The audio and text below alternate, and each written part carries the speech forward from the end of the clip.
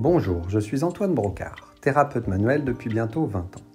Je vous partage ma compréhension du corps, mélange de théorie et de pratique, pour vous aider à mieux comprendre le fonctionnement de celui-ci, ainsi que le lien avec vos douleurs. La vidéo d'aujourd'hui sera une introduction générale aux fascias. Après l'énumération des propriétés et de la localisation des fascias, je vous décrirai 2 exemples spécifiques de traumatisme. Je vous propose un schéma au plus profond de notre corps, où l'on va retrouver un fibroblaste, cellule qui crée les fibres de collagène. On peut voir également d'autres fibres du tissu conjonctif, que l'on appelle les fibres de réticuline.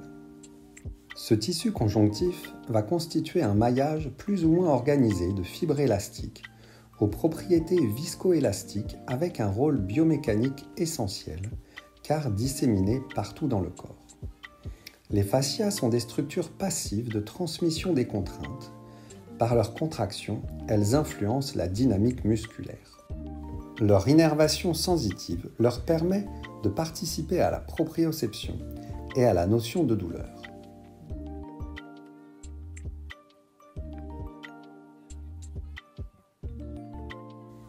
Enfin, les fascias ont un grand besoin d'eau ainsi que d'acide hyaluronique pour la souplesse des fibres. Où trouve-t-on les fascias ? Pour les fibres du tissu conjonctif organisé, on les retrouve au niveau des méninges, de la plèvre, du péricarde, du péritoine, des ligaments intra-abdominaux et des mésos, du diaphragme, les fascias périnéaux, le fascia cervical moyen et le fascia cervical profond, le fascia superficialis, ainsi que les fascias des membres supérieurs et inférieurs.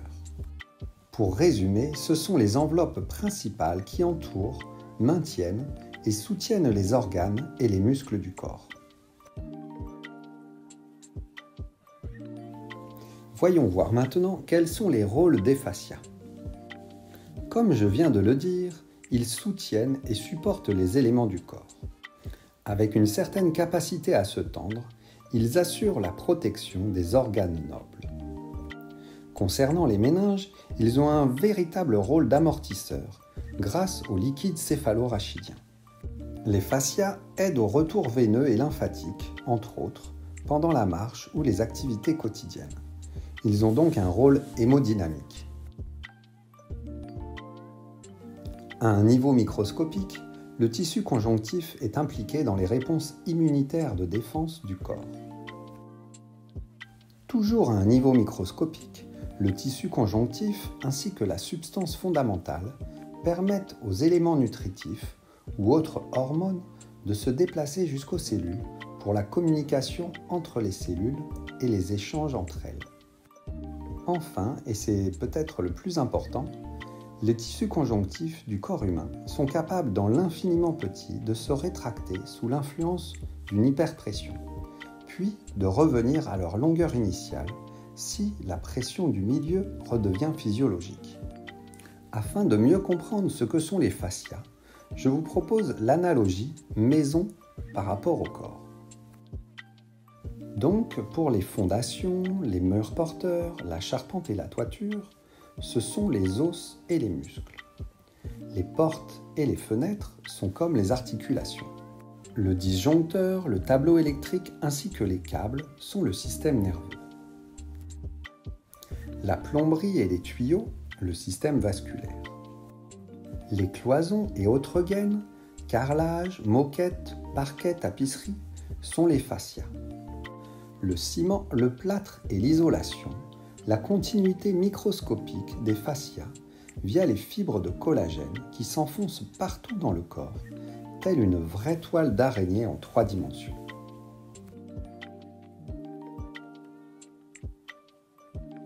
Comme vous pouvez en prendre conscience, c'est effectivement le grand oublié et le grand ignoré du corps humain. Et les fascias sont évidemment essentiels, car ils lient les différentes couches tissulaires entre elles.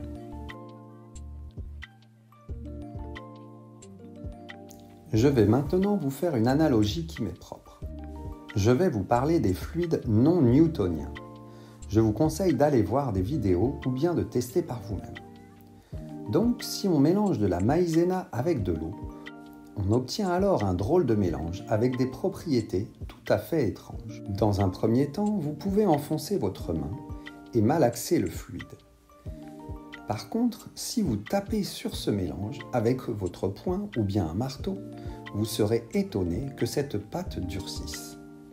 Je prends l'hypothèse qu'à l'impact, les molécules d'eau seront refoulées et les molécules de maïzena humides se lieront et durciront. Elles seront compactes. Je vais essayer de vous expliquer cela dans le corps humain. Prenons une coupe horizontale de cuisse. Tout autour du fémur, nous avons les différents muscles de la cuisse, avec l'enveloppe de chaque muscle que l'on appelle épimysium. On retrouve également les nerfs, artères et veines, ainsi que les cloisons ou septum intramusculaire et le fascia superficialis. À la contraction des muscles, pour un mouvement volontaire, l'eau contenue entre les feuillets va être refoulée de proche en proche. Le fascia sera alors plus tendu, comme dans l'exemple de la maïzena. Cela aura comme effet d'aider à la contraction. À la décontraction des muscles, l'eau reviendra au niveau des fibres du tissu conjonctif. Maintenant, prenons l'exemple d'un impact extérieur direct. La contraction sera maximale et explosive. Et comme pour le fluide non newtonien, les fascias se durciront. Par contre, lors de la détente, à cet endroit, il existera une tension résiduelle des fascias ainsi que des muscles. J'explique cela dans ma vidéo précédente concernant les muscles. Cet endroit du corps aura perdu en élasticité et en souplesse. Pour finir, je vais vous décrire rapidement ce qu'il se passe lors d'un coup du lapin, ou whiplash en anglais, qui veut dire coup de fouet. Décrivons les méninges, véritables chaussettes qui entourent, protègent et nourrissent l'ordinateur central. On décrit 3 feuillets pour les méninges. Le premier, pimère, le feuillet le plus profond, en contact avec le cortex. Puis la durmère, feuillet le plus externe et le moins élastique.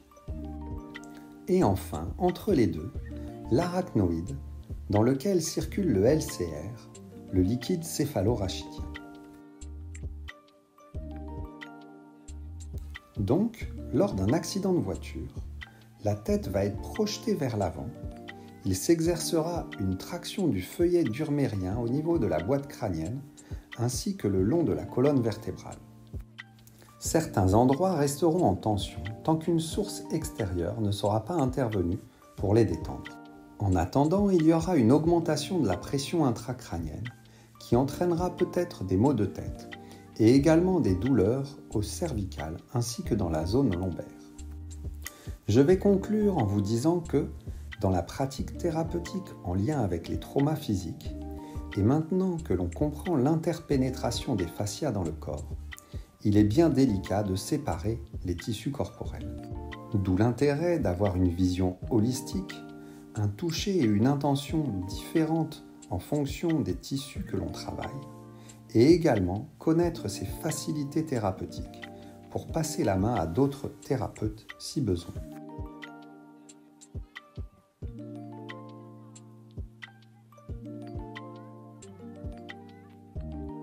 En effet, pour reprendre la métaphore de la maison, il est bien rare de trouver un ouvrier capable de construire ou de tout réparer dans une maison. Je vous remercie de votre soutien. Likez, commentez, partagez et parlez autour de vous de ces vidéos. N'oubliez pas de vous abonner si ce n'est pas déjà fait et pensez à activer la cloche des notifications. À bientôt!